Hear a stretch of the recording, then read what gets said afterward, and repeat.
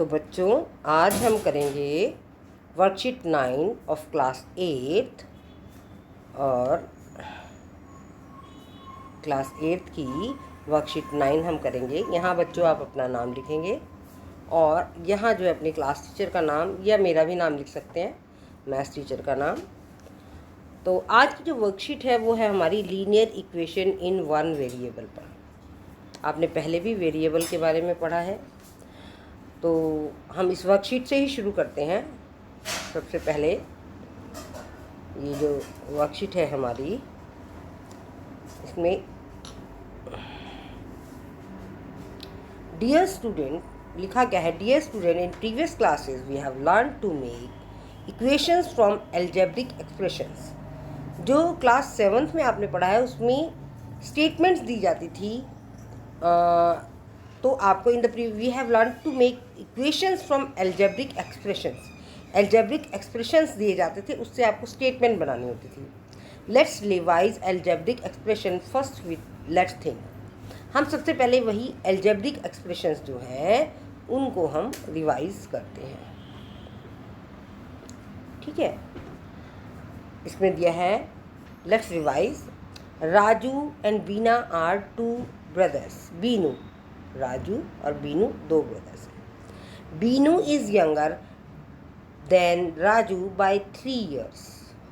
बीनू जो है वो क्या है, छोटा है किससे, राजू से। कितने साल, 3 साल। इसका मतलब राजू जो है वो बड़ा है और बीनू छोटा है। But we don't know Raju's age. पर हमें राजू की एज पता नहीं है। अगर हमें राजू की एज पता हो तो उसमें से अगर हम 3 माइनस कर दें तो बीनू की एज आ जाए। Now let's assume when Raju is 12 years old। अगर हम राजू को कहते हैं कि 12 years old है तो बीनू क्या होगा, 3 साल छोटा हो जाएगा, तो 9 साल का हो जाएगा। और अगर हम मान लेते हैं कि राजू 15 years का है तो उसमें से अगर हम 3 साल कम कर देंगे तो 12 years का बीनू हो जाएगा। ये आपको इस टेबल में दिखाया गया है। जब राजू 12 years का है तो बीनू 9 years का है। जब राजू 15 years का है तो बीनू 12 years का है। अगर राजू की एज, अगर हम इस टाइम राजू की जो एज है उसको हम x मानते हैं। Let the age of the Raju is x। अब बड़ा राजू है और बीनू छोटा है, तो जो राजू की एज को यहाँ अगर हम करते हैं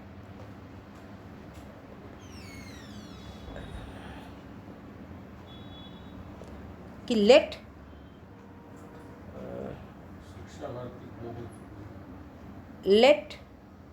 राजूज एज, राजू की जो एज है वो उसको हम x मान लेते हैं, तो बीनू की एज क्या हो जाएगी, x से 3 कम। इसका मतलब उसकी एज रहेगी x माइनस 3। तो जितनी भी एज राजू की होगी उससे 3 कम बीनू की होगी। मान लो राजू की एज 20 है तो बीनू की एज कितनी हो जाएगी, -3, 17। इसका मतलब x जो है इसकी वैल्यू बदलती रहती है, x की वैल्यू सेम नहीं है, और जो x की वैल्यू होगी उसका इफेक्ट x माइनस 3 पर भी पड़ेगा। तो in this case difference between the age of Raju and Binu is 3 years। So when Raju is x years old, the Binu is x minus 3 years old. So keep in mind x is a variable। x क्या है, एक variable है। The variable allows us to express the relation in any practical situation। We may use any letter। और इसके लिए हम किसी भी लेटर को यूज़ कर सकते हैं। वो लेटर आपका P, R, L, X, Y, Z कुछ भी हम यूज़ कर सकते हैं। उसके लिए अल्फ़ाबेट्स हम यूज़ करते हैं, ठीक है। Now let's discuss one situation in different form. Sarita has 10 more marbles than Amisha. अब 2 लड़कियां हैं, एक है सरिता और एक है अमीशा। एक है आपकी सरिता और एक है अमीशा। सरिता हैज़ 10 more marble। जितने भी मार्बल सरिता के पास, अमीशा के पास हैं, सरिता के पास उससे 10 ज़्यादा हैं। तो ज़्यादा किसके पास है? सरिता के पास। Sarita has 10 more marbles than Amisha. अगर इसके पास 0 है तो इसके पास 10 है, अगर इसके पास 10 है तो इसके पास 20 है। सरिता के पास हमेशा ज़्यादा होंगे। Sarita has more marbles than Amisha. ये समझ आया? Sarita has 20 marbles which is 10 more than marbles having Amisha. अगर सरिता के पास आपके 20 मार्बल्स हैं तो अमीशा के पास कितने हो जाएंगे? 10, क्योंकि उसके पास हमेशा 10 ज़्यादा होंगे सरिता के पास ना। Amisha has x marbles. अगर अमीशा के पास आपकी x मार्बल है, अगर अमीशा के पास आपका x मार्बल है तो अमीशा के पास तो कम होते हैं ना, तो सरिता के पास कितने हो जाएंगे? x + 10 ज़्यादा। तो सरिता हैज़ x + 10 मार्बल्स एक्सप्रेशन। और x + 10 = 20, ये एक इक्वेशन भी बन सकती है। अगर ये तो हो गया हमने x है, अगर इसके पास x है तो इसके पास x + 10 होंगे, प्लस x + 10 = 20 एक इक्वेशन भी बन सकती है, जिसमें हम एक x की वैल्यू निकाल सकते हैं। और जब x की वैल्यू निकालनी होगी तो हम क्या करते हैं? वेरिएबल्स को एक साइड रखते हैं और जितने भी कांस्टेंट्स होते हैं, ये जो नंबर्स होते हैं 1, 10, 20, ये इनको कहते हैं कांस्टेंट, इनको एक साइड ले जाते हैं। ये देखिए यहाँ 20 था और इस 10 को हम इस इक्वल टू के राइट हैंड साइड ले जाएंगे तो ये माइनस में हो जाता है, -10। तो x की वैल्यू हमारी आ जाएगी 10।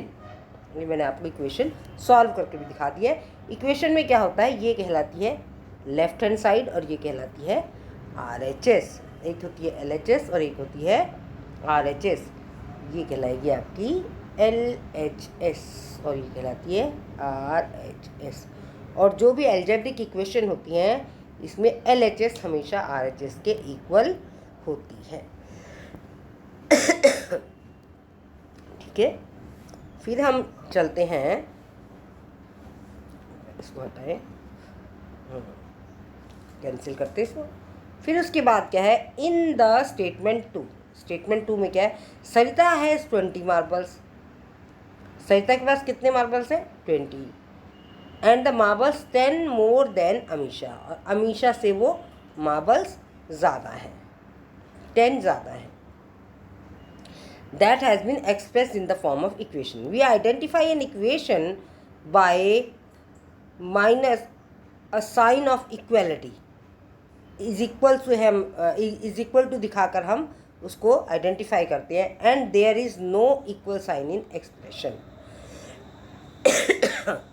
तो उसके बाद है we can make an equation by from expression.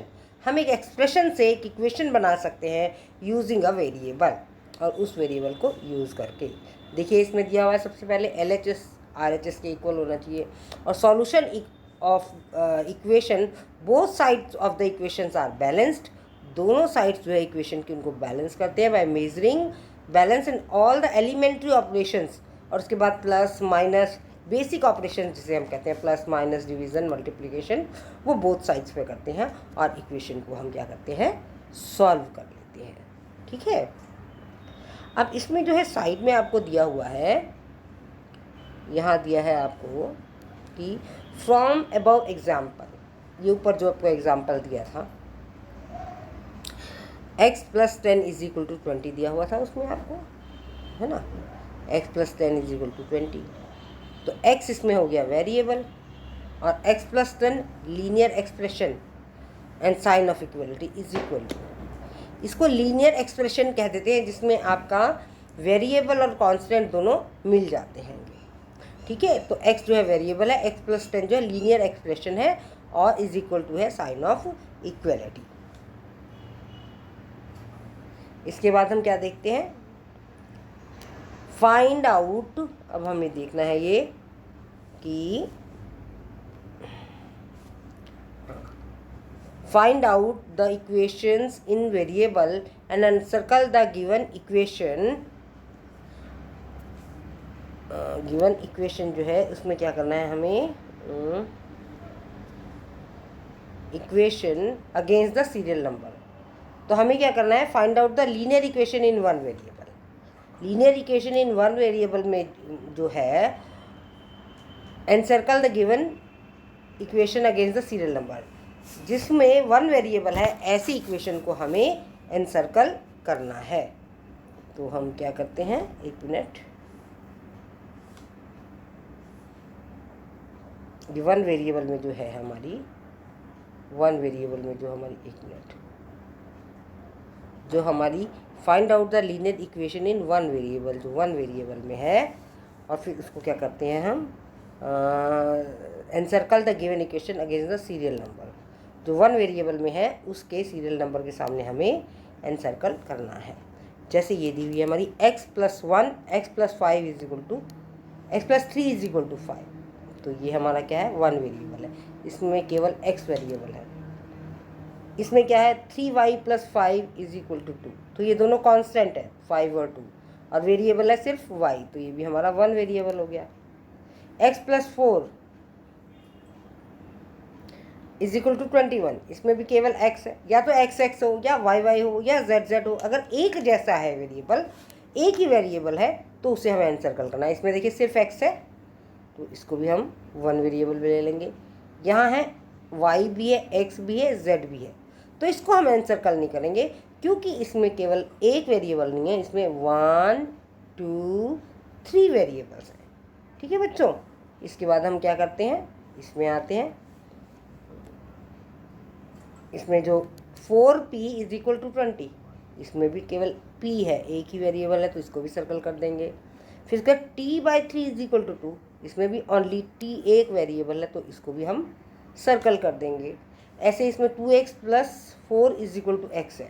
अभी 2x+4 is equal to x है, वेरिएबल दोनों जगह एक ही है, तो ये वन वेरिएबल का कहलाएगा। क्योंकि अगर हम ये 2x जो है और ये x को हम इधर ले आते तो ये -x हो जाएगा, और ये +4 इज इक्वल टू 0 हो जाएगा। तो ये 2x में से 1x माइनस करेंगे तो हो जाएगा x+4 इज इक्वल टू 0, ये इक्वेशन बन जाएगी।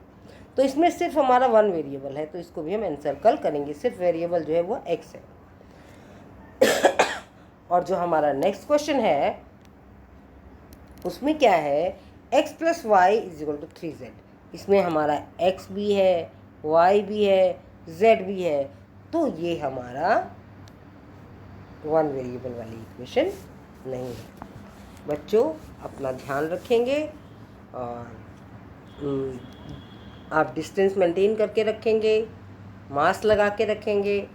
और बच्चे जो हैं 8th क्लास के बहुत कम वर्कशीट भेज रहे हैं, इसलिए मैंने ये आपको सॉल्व करके समझाई है, और कल सभी बच्चों की वर्कशीट आ जानी चाहिए। अपना ध्यान रखें, धन्यवाद।